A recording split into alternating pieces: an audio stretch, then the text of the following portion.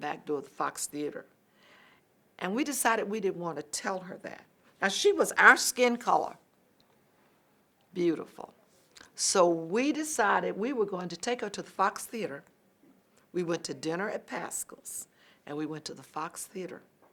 But before we left, she lived on campus. We convinced her that we would be honored if we could wear some of her clothes.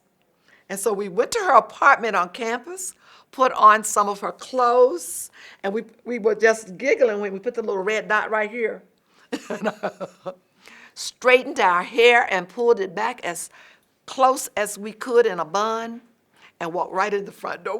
We had to remind ourselves not to just be hysterical. We convinced her that we would be honored if she would buy the tickets, so we gave her the money. And she paid, and of course we had to pretend we couldn't speak English. And we went right down the front of the Fox Theater and sat through the whole movie. I can't tell you what the movie was about. We were almost hysterical with laughter. We went back and forth to concessions. Now, isn't that something? We could be from another country and be as dark as I am and walk in the front door of the Fox Theater. But if you were Negro or colored, you couldn't do it. We walked right in with her. 8 students from Spelman and a faculty member, and she never knew. We never told her that we weren't supposed to do that. But we were determined we weren't going to take her in the back door. That's where she wanted to go. It was just hysterical sitting there, and the people were so nice and polite to us because we had on our,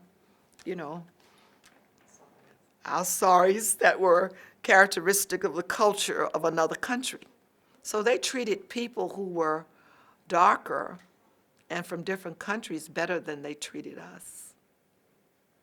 So we were doing tricky, kind of dangerous things. So it was time to sit in. The time my mother knew about that, she said, "You did what?" Because your mother would tell you and father to tell you to do things that will help you protect yourself. Like my mother told me, if you're ever walking facing a white person and that person won't move, you must move, even if you must step off the curb into the street. And sometimes they would do that. Don't hit them. Don't touch them. Don't run into them. Or they would tell the police you assaulted them.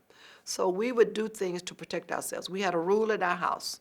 You went to the bathroom before you went shopping. You got water before you went shopping. You were not going to drink from a fountain set up where it says one colored and one white. You were not going to the colored bathroom. My mother would say I never saw one because you didn't go in those. My mother said they didn't clean the colored bathroom and that people would spit in the water fountain for colored people.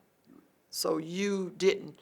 So whatever water you wanted to drink when you would go shopping, my mother never let us go shopping without her because she didn't feel comfortable with us, as she said, roaming around downtown Atlanta. That was before the days of the malls, because they would accuse people of stealing things.